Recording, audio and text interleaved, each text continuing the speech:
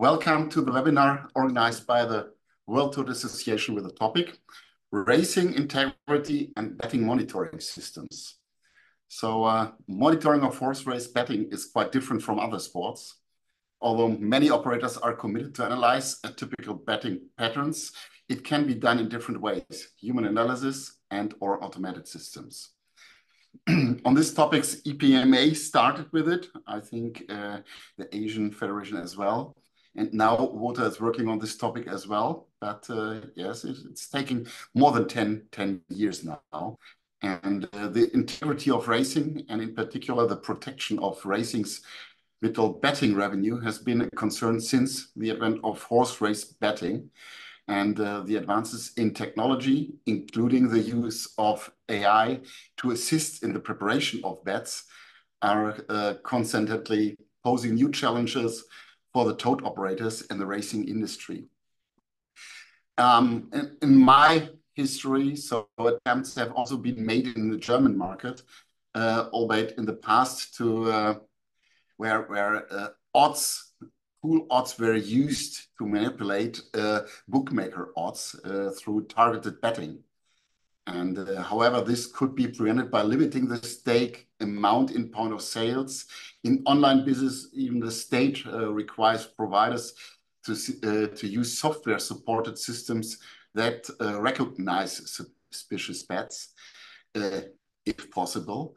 These can also be used to identify and analyze whether so-called professional players are hiding behind normal customers. And so Hong Kong Jockey Club and ATG have implemented systems and procedures to detect suspicious betting on regulated and illegal markets and to produce analytical reports.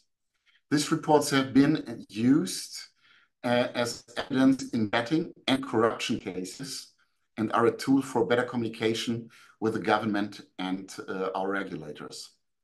So I'm delighted to be able to introduce two experts in this field to you, starting with Tom. Tom is Executive Manager in Racing Integrity and Betting Analysis at the Hong Kong Jockey Club. Tom is a betting integrity expert with 2 decades of experience working in sports, integrity investigations, and intelligence. Tom spent 12 years at the British Horse Racing Authority, where he was a principal betting investigator before joining the Hong Kong Jockey Club in 2016. So 8 years already. Tom specializes in implementing systems and processes to detect suspicious betting across regulated and illegal markets and producing analytical reports. These reports have successfully been used on multiple occasions as betting evidence in horse racing and sports betting corruption cases, and have also been used by UK police and government agencies. So Tom, I ask you to start, and after your presentation, we will have, I'm sure, several questions to be asked to you. Thank you very much, Rico. Just going to load up a few slides to share.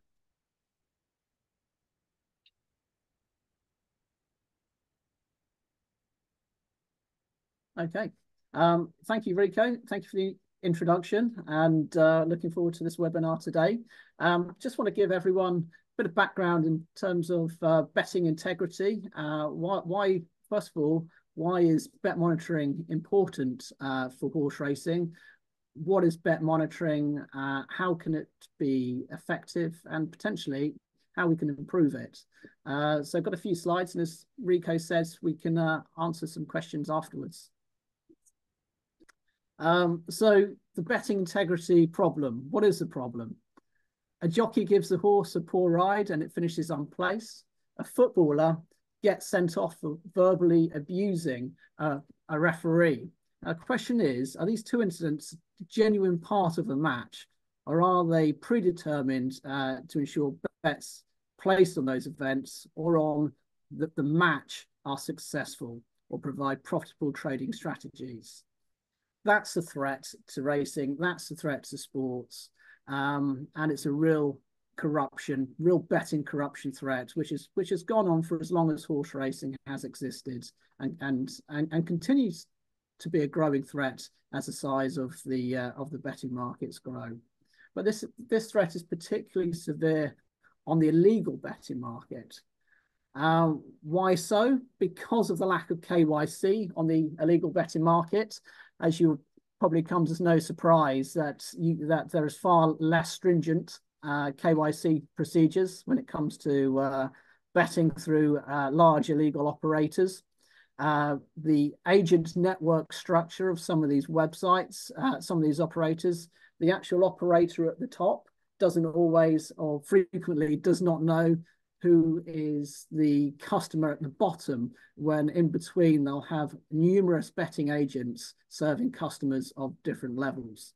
So if you were to place a bet on the illegal market, it's far less likely that that illegal operator is going to pick up the phone to, let's say, the Hong Kong Jockey Club or FIFA to report on suspicious betting. So a quick search on Google will identify a number of high-profile related charges made in recent years against jockeys. Now, about 50% of these cases involves jockeys actually riding in the races where there was a potential breach of the rules. And some of these jockeys were charged for manipulating the event, i.e. not riding those horses on their merits, and the suggestion being that they potentially stop them from actually winning or placing in those races. So we have two situations. One is the actual manipulation of the event, which is the example I've just given, or the passing of inside information for betting purposes. Now, inside information for betting purposes, an example could be in horse racing. You may have a major Group 1 event at the weekend where there's what they call anti-post betting or an early betting market available. A vet treats a horse in the stable a few days before, can see it's gone lame overnight and is unlikely to participate in the race. That vet, if that vet goes on to then lay the horse on a betting exchange or places bets on that race on the other horses which have leading chances, that's a really good example of inside information and the misuse of inside information. I guess very much in the news in the UK at the moment is the betting on the general election, which the UK Gambling Commission are appearing to be very busy about. But that again, the suggestion has inside information being used there. So it's very topical point at the moment, but they've got two incidents. Is it manipulation of the race or manipulation of a football match, for example, or a tennis match, or is it inside information? Now, when it comes to horse racing, betting exchanges are exceptionally important. They provide the opportunity to profit from this inside information or negative information with a click of a button, rather than having to bet on, let's say, 5, 6, 7, 8 different horses in the race. The exchanges allow for to simply lay a horse to lose, and therefore they provide a very convenient way to profit if you have negative information. And as the second bullet point suggests, this is extremely notable when it goes through an illegal market operator. The exchanges obviously are a peer-to-peer, customer-to-customer platform, so they're not standing the liability of the bets themselves. They are matching other customers' bets, and therefore probably are less interested in terms of the actual bet themselves. So betting exchanges are highly relevant when it comes to bet monitoring on horse racing. On the illegal market, as I mentioned, far less transparent than a well-regulated market. Well-regulated market, you'd expect the operator to be in regular contact with a racing authority or a sports regulator.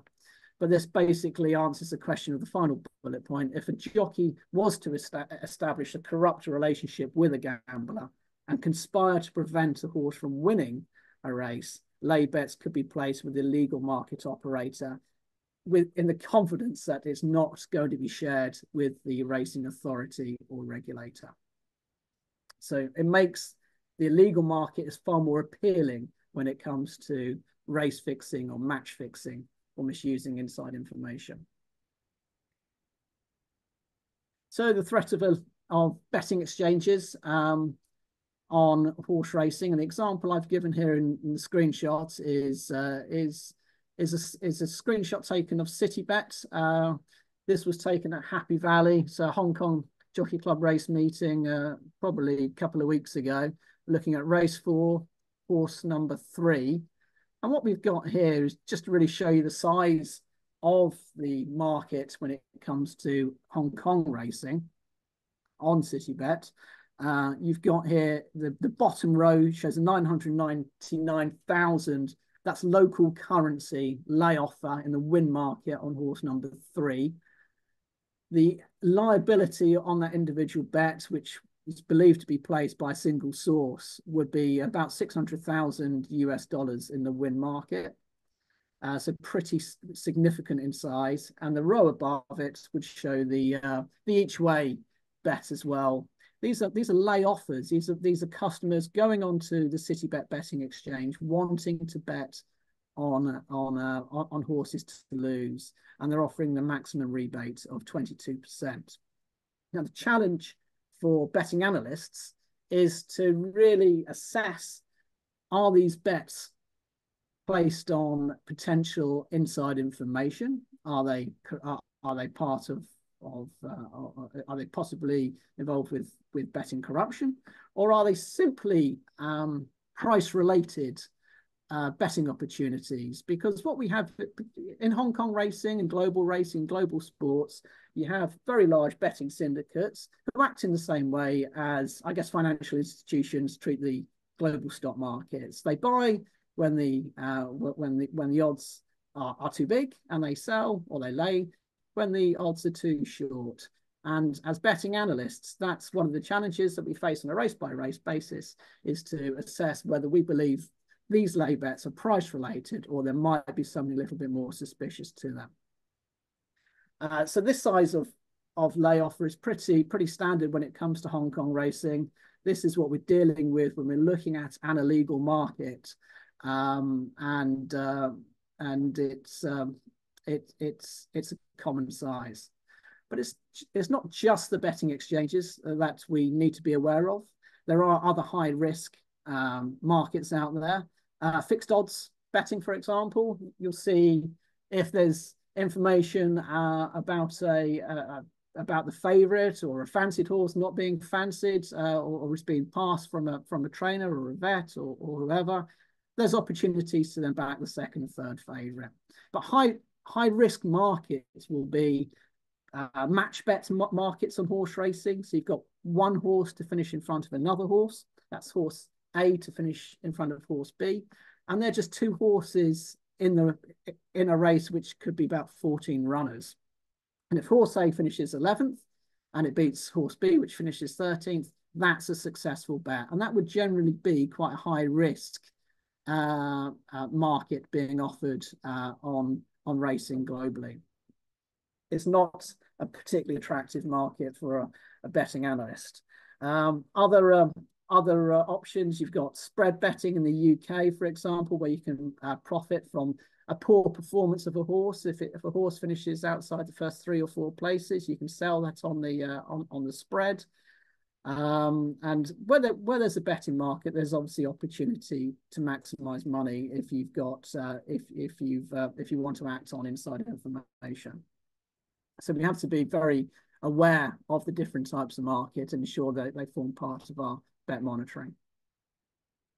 So what's the responsibility of a racing authority and a sports regulator in this? Well, they're responsible for developing robust processes designed to prevent and detect malpractice. And this involves betting corruption, the misuse of inside information, and the breaches of rules of racing, which is very common jockeys betting when it's against the rules of racing. And these 3 things can really only be picked up if a racing authority has effective betting integrity processes in place. So bet monitoring is the detecting of suspicious betting activity, the flagging of it, and addressing it. Addressing it through could be disruption techniques on race day, So if we were to see something suspicious on the betting market, can we contact the racecourse stewards? Can they then potentially prevent the manipulation of a race? Can they deploy disruption techniques such as speaking to the jockey or trainer before a race, ask them about their tactics, make them aware of the suspicious betting activity, inform them that the ride is going to be closely scrutinized. So that is one of the benefits of real-time bet monitoring. So bet monitoring obviously involves the monitoring of legal and illegal betting markets. This can be very simple, such as significant changes in odds or irregular high betting volumes. It can be performed through automated systems, manual monitoring, and through the analysis of betting information provided from betting operators. Now, this is very important when you're dealing with the regulated market. There's huge benefits from developing direct communication if you're an integrity unit with the regulated market in terms of sharing information, answering queries. And this is the big difference between dealing with a legal, well-regulated market than one which is illegal or very much operating with licenses where they're not compelled to work with regulators. Transactional analysis and bet monitoring. This involves the actual transaction analysis of bet by bet. It's hugely beneficial. It can involve, for example, I think Betfair were one of the first organizations to provide some sort of a transactional monitoring tool to horse racing regulators about 20 years ago now. It wasn't customer level detail, but it was providing some sort of tool through unique user IDs where a regulator could monitor betting on Betfair. We do it at the Hong Kong Jockey Club with the Tote, where we're able to monitor tote betting to identify if a particular account has a suspicious or irregular trend on a jockey or trainer, or a very unusual bet is placed. Transaction monitoring is getting more popular in Australia and more feasible in Australia, and is an exceptionally powerful way to bet monitor for suspicious betting activity. And my final point there is integration of intelligence. And intelligence is absolutely key with bet monitoring. Bet monitoring is one part of a big picture when it comes to the integrity of racing and integrity of sports. It sits alongside other intelligence, which could be racing intelligence from the stewards, information provided by a professional betting syndicate who raise concerns, or a jockey or a trainer. It really is just one piece of a jigsaw, but bringing all these different pieces together allows the integrity function to view the big picture and to really get a true understanding as to what's happened. So tote betting is becoming more important with regards to bet monitoring. It's the growth of the global tote market. It's great to see things are beginning to boom again, and the success of the world pool, and developing relationships with tote operators going forwards is going to be something which is going to be very important to get right. It's great that the tote does have unique products which cannot feasibly be offered by commercial fixed odds organizations, and they don't necessarily restrict winners, which is ever so common practice amongst the fixed odds organizations at the moment. So working with tote operators going forward is going to be very important. So why bet monitor? Well, it provides a huge benefit to racing authorities and sports integrity units because it strengthens the integrity processes. It allows to develop that comprehensive intelligence and allows the sport to gain a deep understanding of the threats which which threaten the sport. Without having this in place, we threaten to lose confidence of the general public and bettors in the sport. Having this in place allows us to really build up and generate intelligence, establish networks and connections between potential jockeys, trainers, licensed persons with gamblers, investigate incidents of betting-related corruption, and can help prosecute breaches of the rules of racing.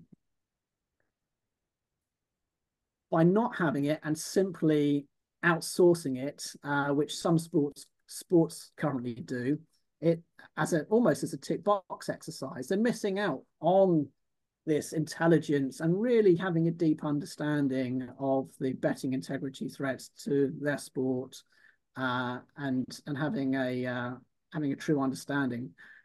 It risks damaging the sport's reputation and confidence in the regulator's capabilities. And if you lose confidence, it's a major issue. So horse racing and betting have a unique relationship and have done for centuries, with betting making a significant contribution to the sport.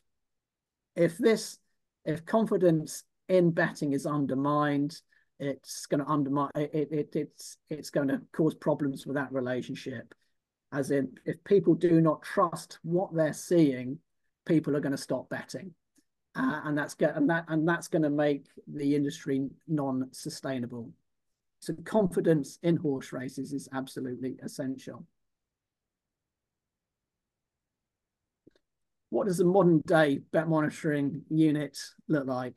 Well, technology has changed an awful lot and has really brought significant advancements to bet monitoring and what we do, particularly cloud computing.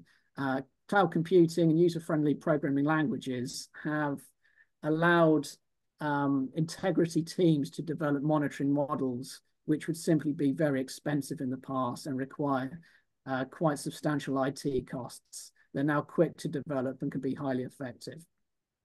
Allows us to process far more information and automate the alerts that we put in place.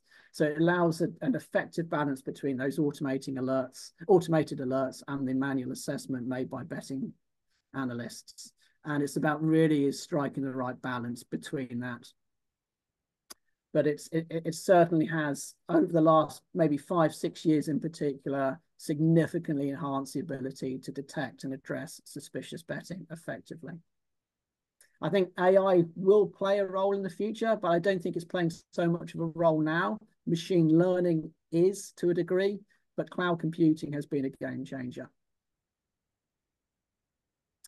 So to effectively handle and act upon suspicious betting, racing integrity and sports integrity teams need to, first of all, access data, process it, put in those automated alerts, those automated flags. The betting analysts will then make an assessment, and then action will be taken on race day. And that action, what I've referred to, really is in the hands of the stewards on race day, or it could be a larger investigation if it's particularly serious. But racing integrity teams need to go beyond that low-hanging fruit of just looking at the extreme suspicious betting examples, which are so often reported by data companies to sports. They tend to take a more conservative approach where they will report something which is clearly suspicious. But I think being an effective racing integrity team, you have to look beyond that and actually understand the people who are trying to corrupt the industry, and they know our capabilities pretty damn well.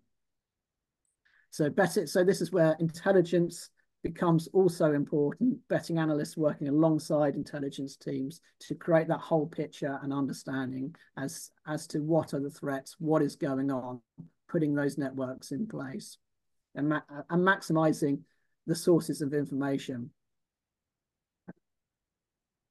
So solution for racing authorities, pretty much what I've covered already, but the aim is to protect racing from betting corruption and the misuse of inside information for betting purposes, increasing intelligence, having streamlined communication between racing integrity teams, sport integrity teams, and the regulated market, having the ability to process data, putting those alerts in place, efficiently using resources, so it's not too much manual monitoring, but using automated monitoring to cover as much as possible, and corroborating intelligence held within the integrity team and vice versa.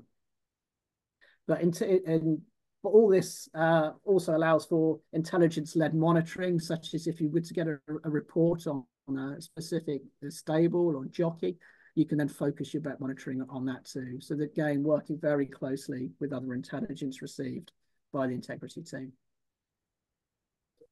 So having expertise, having betting expertise within a sport rather than outsourcing it, allows for direct action to be taken on race day, timely interventions, potential disruption before a race or before an event, and allows us to report to the race day stewards. Having this expertise allows us to trigger new investigations because we're seeing more, we're developing more intelligence, supporting investigations and presenting of betting evidence in stewards' inquiries and disciplinary hearings. But by acting upon betting intelligence, racing authorities and regulators create an environment where individuals tend to cheat and corrupt are deterred away by the fear of being caught, contributing to a fair and clean sporting event. Thank you. That's the end of my presentation. Rico? Yes. Thank you very much. Yes, very interesting, Tom. And we have the first question from a participant is Martin Perbrick asks, Tom, are these negative impacts of sports integrity bet monitoring companies that also sell sports data to betting companies? And how could this be remedied?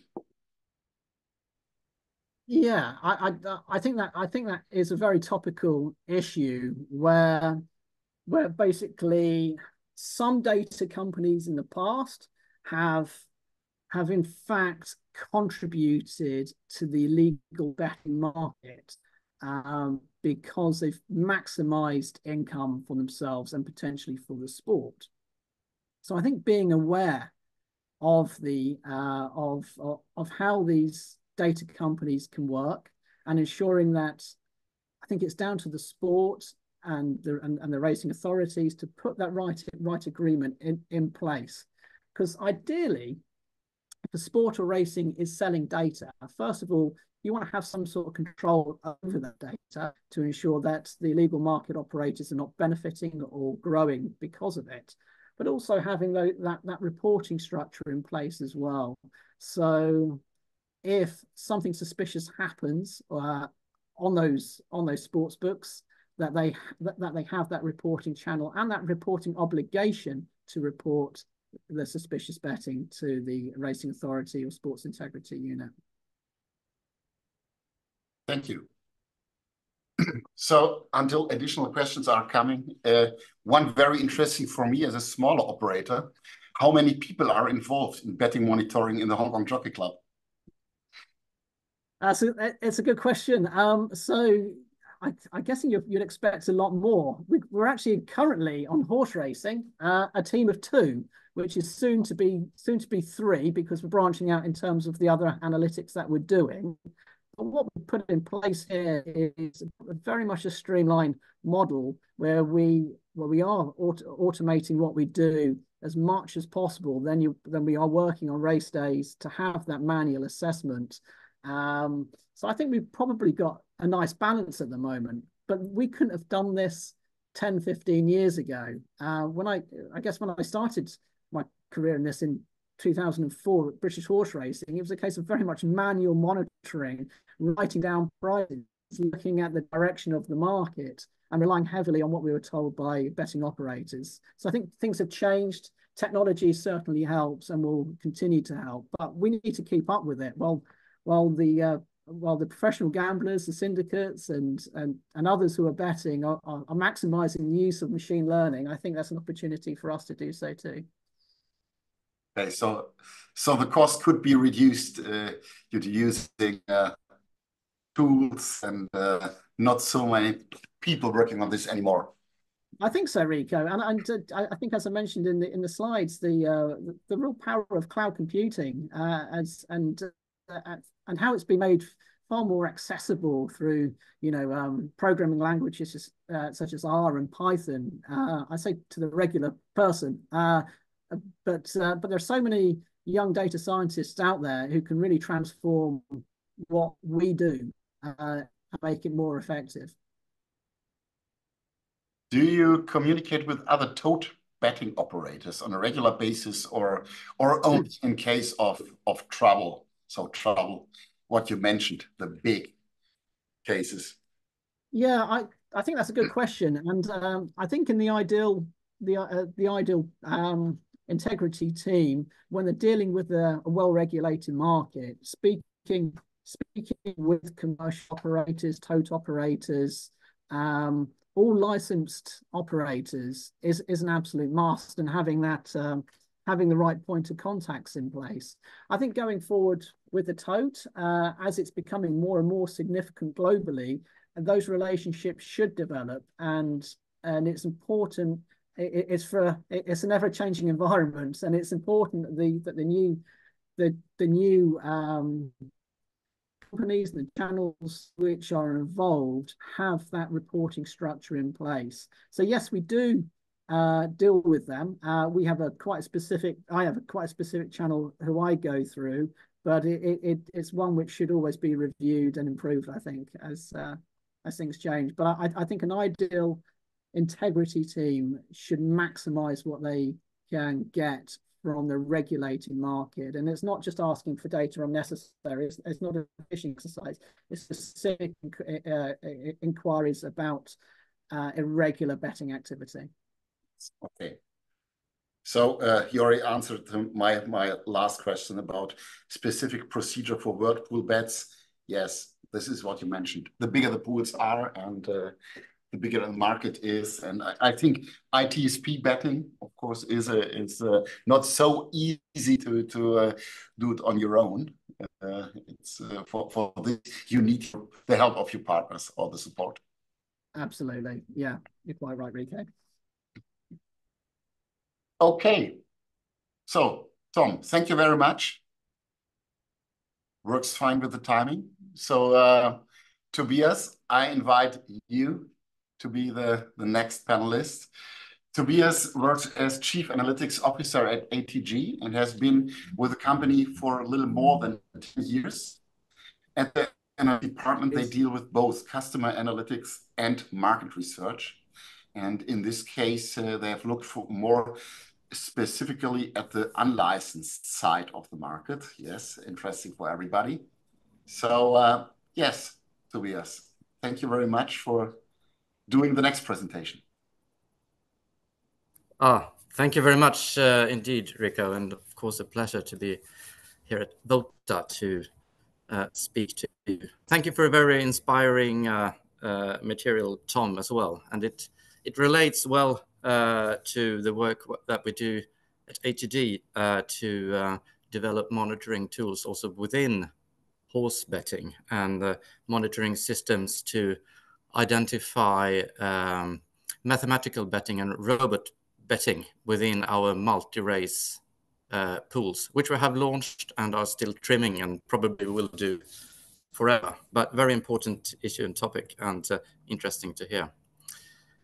However, I will speak about another kind of integrity, more integrity for the whole gambling market. And I hope that you see my presentation now, and I trust that you tell me if you don't. But I will speak about a monitoring tool that we have developed based on web traffic analysis, developed at ATG in order to monitor activities of gambling on the unlicensed market. And to give you a short background to this, the Swedish betting market was deregulated in 2019 when a licensed market was formed for horse betting, sports betting, and online casino. And it came with a target of a channelization rate of 90%. And since the inauguration, it's been very much under debate whether this target is being reached or not and what the trends are. And it's been a debate where facts and knowledge about this has largely been missing.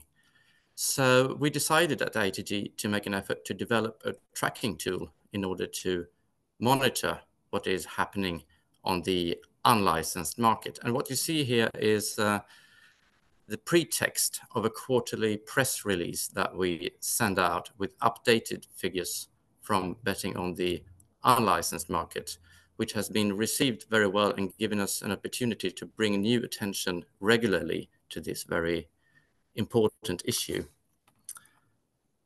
So what I will speak about today is I will shortly touch on the methodology. What is it that we have done here, basically, and then go a little deeper, of course, into some key findings, and also share some experiences, how this has helped us to get a completely new sort of impact of our communication when it comes to the unlicensed market, which is a problem, I believe, you experience in basically all countries, and also, of course, in Sweden.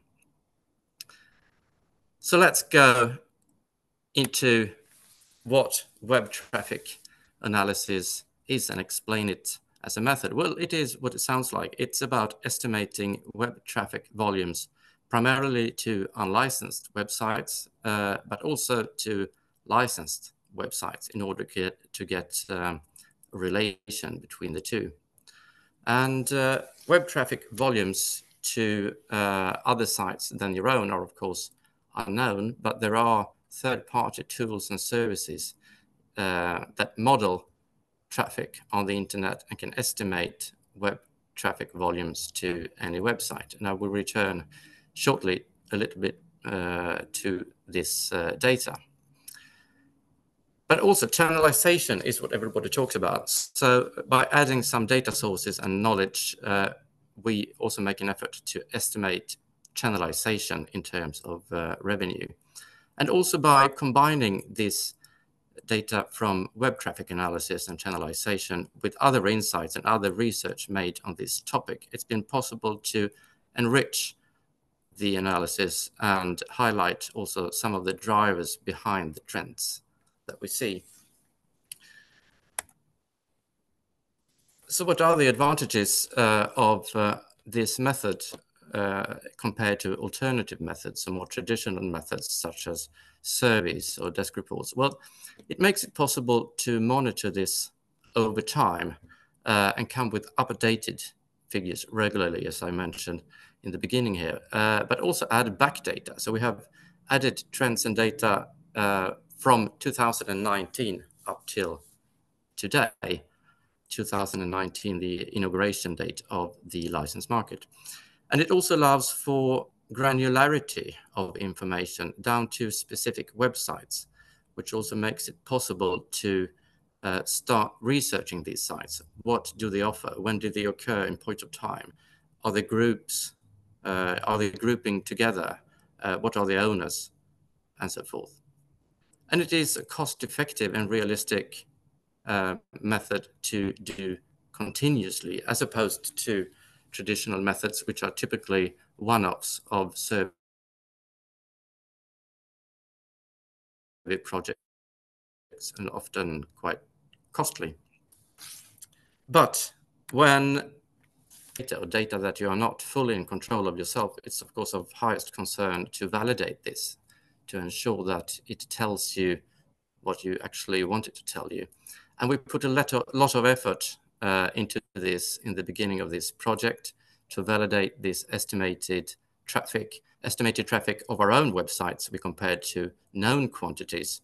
And we also validated this traffic data to licensed market data and market shares, which is readily available in Sweden since gambling tax is transparent and available for anybody. And these validations encourage us really to go on, because the correlation between this estimated traffic data and real data was high. So we decided to move on with this project and create this monitoring tool built on this traffic data. Now, it's time to go into some of our key findings here. And we will start looking at some findings connected directly to the web traffic.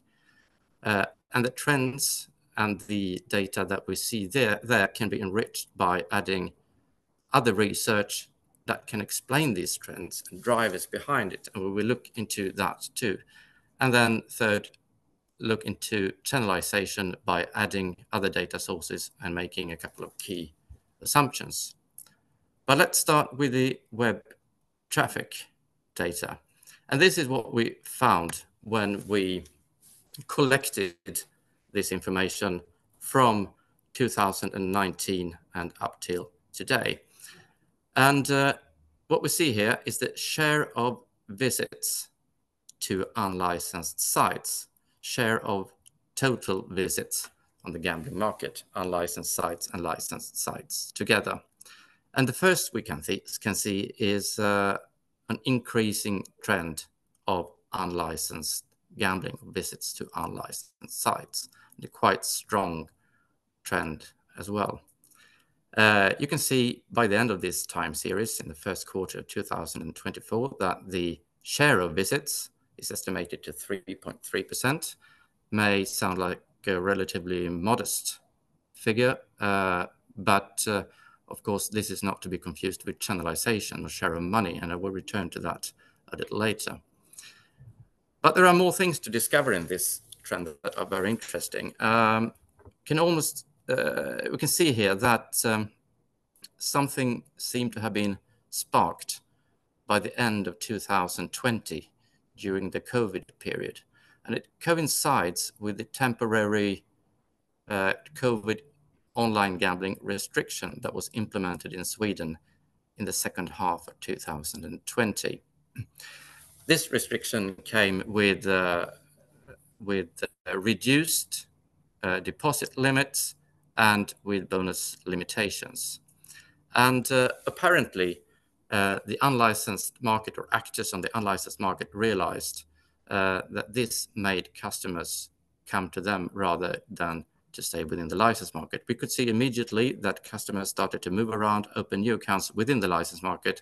So it wasn't surprising really to see that this leaked out, so to speak, on the unlicensed market.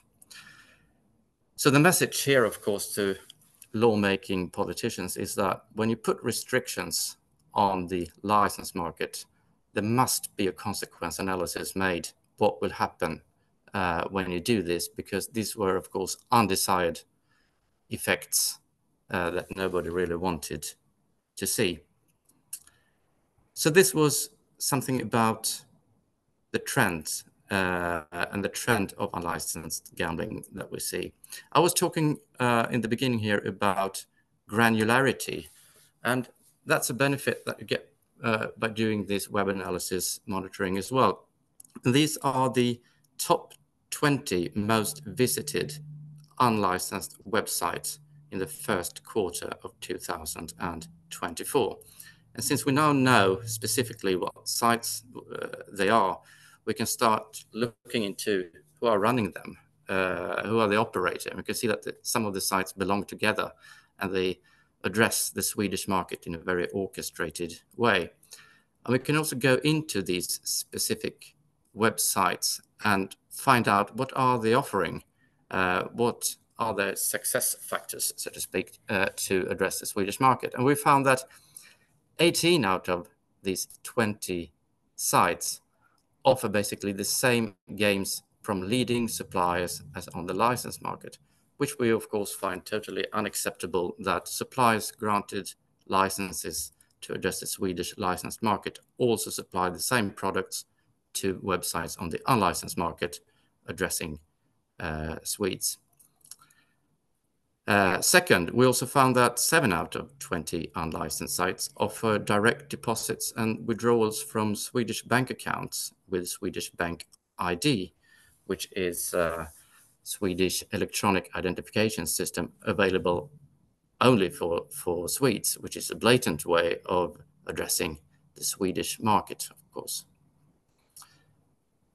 And turning to the Swedish Gambling Authority, we have pointed out that none of these 20 sites are on the prohibition list or blacklist, if you will, of unlawful sites. And that's a very aggravating because this list is referred to by suppliers, payment providers, when they are confronted with the fact that they are delivering their services to unlicensed sites. They are referring to this list, so these sites must be on this list to make an effective regulation.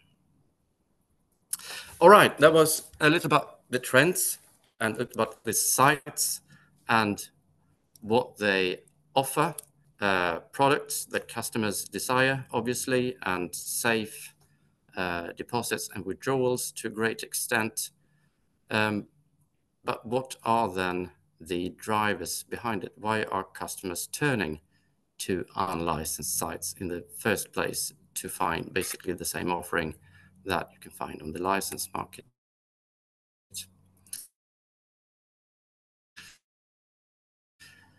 Well, to service made by both the Swedish Gambling Authority but also the Swedish National Health Authority, where they have asked questions to Swedes gambling on unlicensed sites. For what reason have you gambled on sites without a Swedish license? Coming up top, bonus offerings, which are unrestricted on the license market, of course, other odds, other winning opportunities, perhaps difficult to separate from the first one.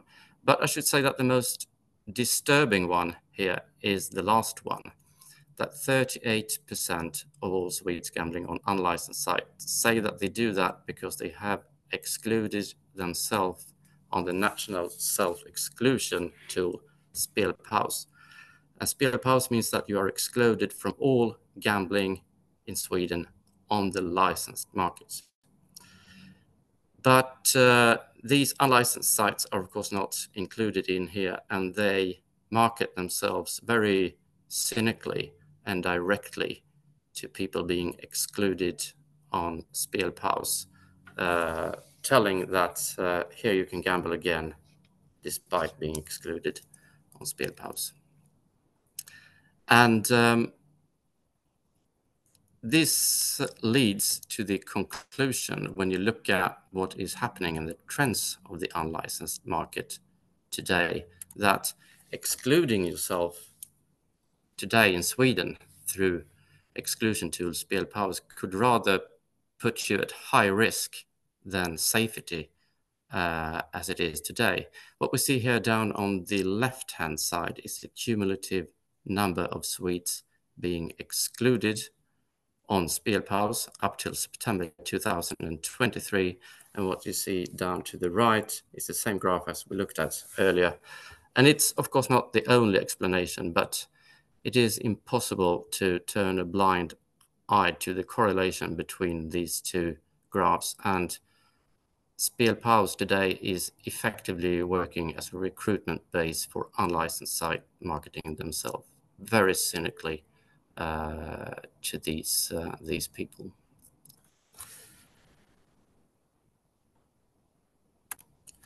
All right, that was something that was about the sites, what they offer, the trends, and why people are seeking these sites. Now we also want to say something about channelization, which is the currency that we're all talking about, and channelization is a target as well. And to do that, it becomes a little bit more complicated. But now we know the traffic volumes, both to licensed sites and unlicensed sites. We also know with good accuracy the revenue of the companies working within the license market. And through that, we can calculate the average revenue per visit within the license market. So if we can say something about the average revenue per visit on the unlicensed market, we are getting pretty close to say something also about channelization.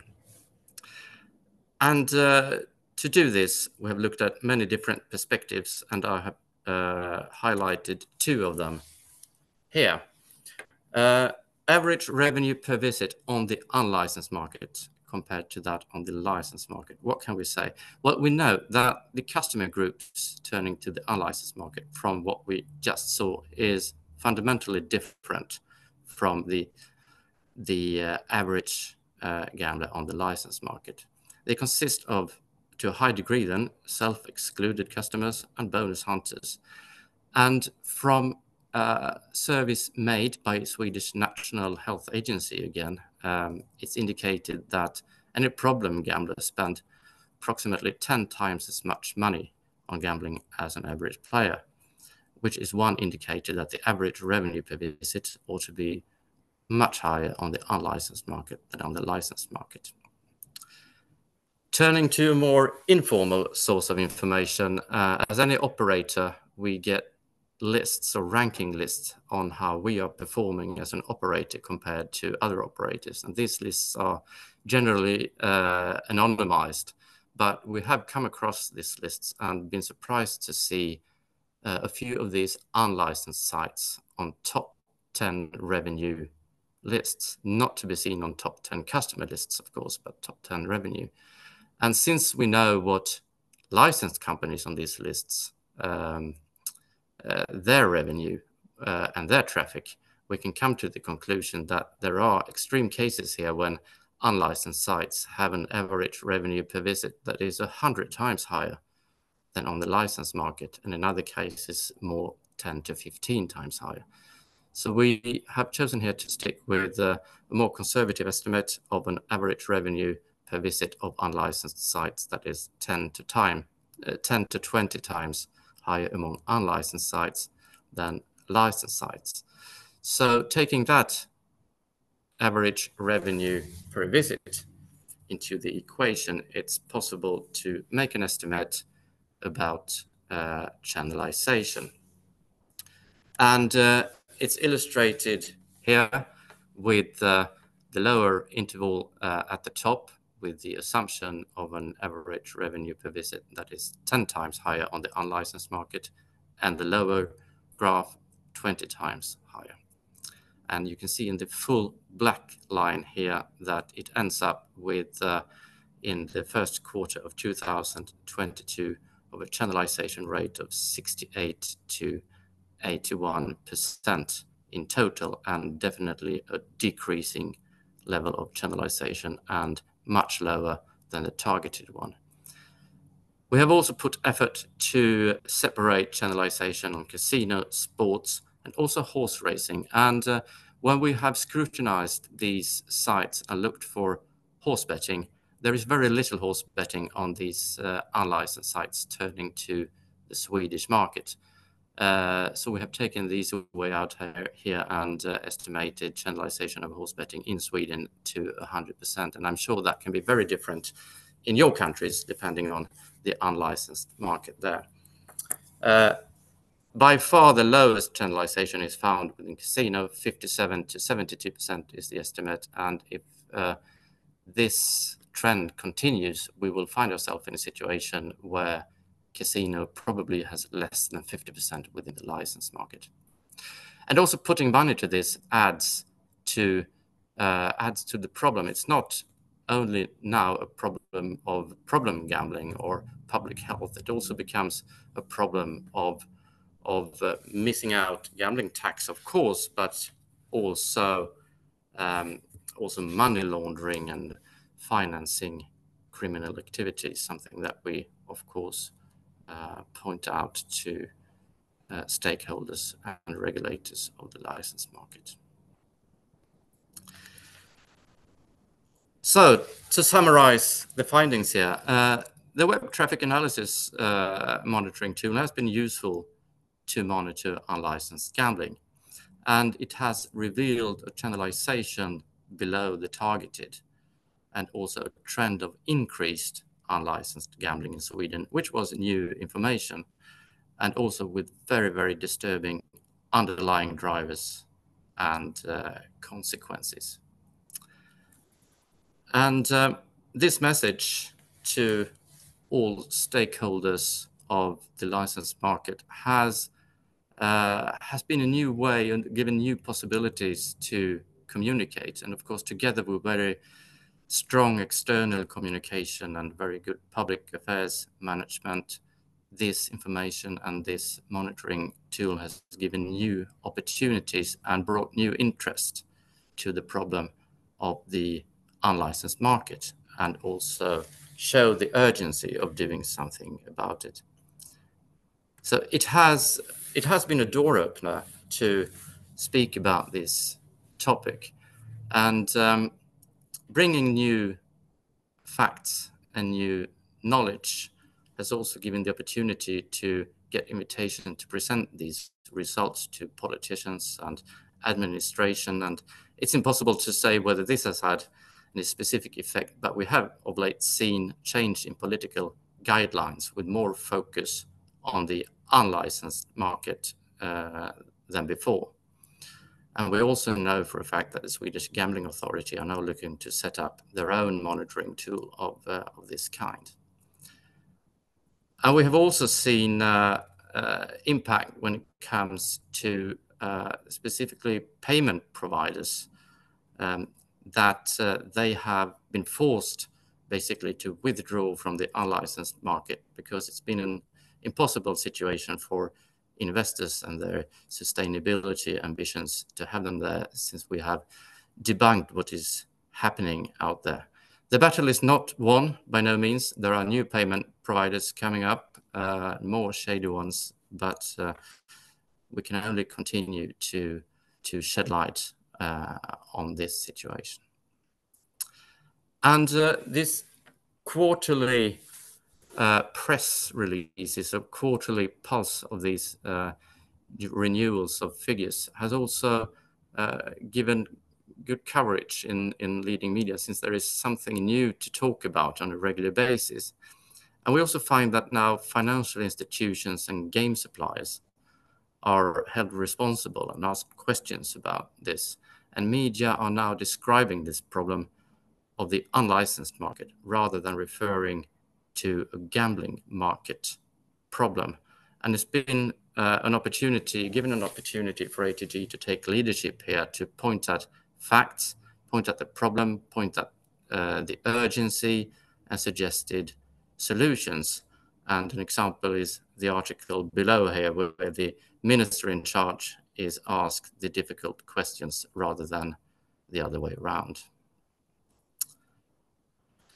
So my very last slide here, what can we learn from this? Well, contributing with facts and knowledge and bringing that to the table has opened doors and interest among stakeholders, and also clearly showing that you're speaking beyond self-interest and try to find common ground with other stakeholders within the market. It's also a door opener. And the possibility to take leadership by pointing to solutions is pushing the debate forward step by step. Well, thank you very much. Thank you for listening. Thank you, Tobias. Very interesting also. And so it seems you did very well in Sweden, coming from the horse racing side, that you have a nearly 100% generalization on the legal side. What do you think? Do you have a rough estimate what it's internationally, the share of horse race betting in the legal market? Oh, I dare not guess what it might be globally, but I'm sure it's very different. It can be substantially higher in many countries, of course. In Sweden, we don't have the same tradition of betting at fixed odds horse betting, which I think plays an important role here. But where that tradition is strong, I am convinced the unlicensed market is having more success when it comes to horse betting. It's a bigger problem, rather.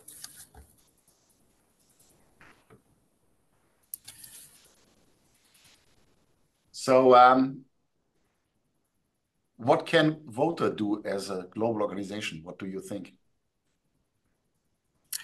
I think that what we have looked at here are three good things to take with us, to bring new facts and contribute with a higher level of knowledge about this. Is important, and also to speak about this as a problem for not only for revenue but for society, really, because this is putting us at great risk, both when it comes to health, problem gambling, and money laundering, of course, and it puts us as an industry at risk as well if the image deteriorates due to this kind of activities. So, some more questions from our audience. Otherwise, I have one additional one. With the increase of commingling, do you cooperate with IBIA, International Betting Integrity Association, the online bookmakers, and the Global Lottery Monitoring System, United Lotteries for Integrity in Sports?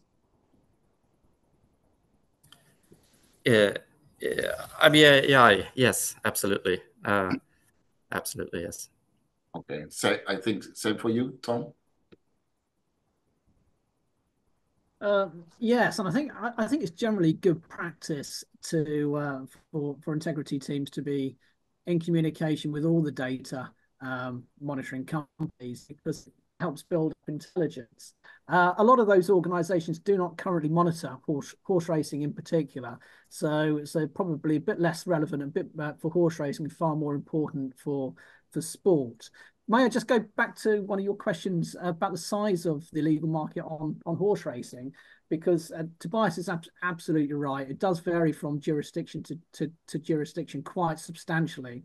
So in Hong Kong, on the Citybet exchange alone, is actually very similar in size with their turnover with the Hong Kong Jockey Club's turnover. So what are we today? Tomorrow night at Happy Valley will probably turn over about 1.3 billion Hong Kong dollars, and Citybet will turn over a very similar figure on our racing.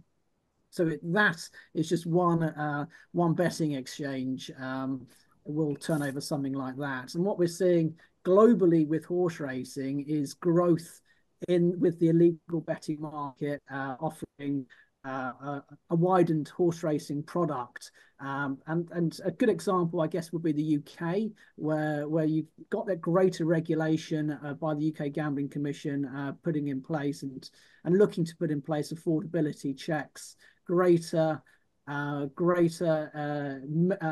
say use the word intrusive because that's what's been used a lot in the media. But these checks have in the past been asked for more data than you would actually provide your mortgage provider with, in extreme circumstances. And so whilst that's happening, that's obviously encouraged that transfer to the illegal market. And if operators were not offering horse racing, it provides a real opportunity to start offering a horse racing product. Yes, that's right. So we started 3 minutes late. So now we are 12:05. Thank you very much to all of you, especially to Tom and Tobias, for doing this very interesting presentations. And I think it's something we have to work on for the upcoming years, even harder than we did. But I think both of you did a very good job in your jurisdictions, and all of us can learn about it. So thank you very much, and hopefully see you soon. Thank you. Thank you. Thank you.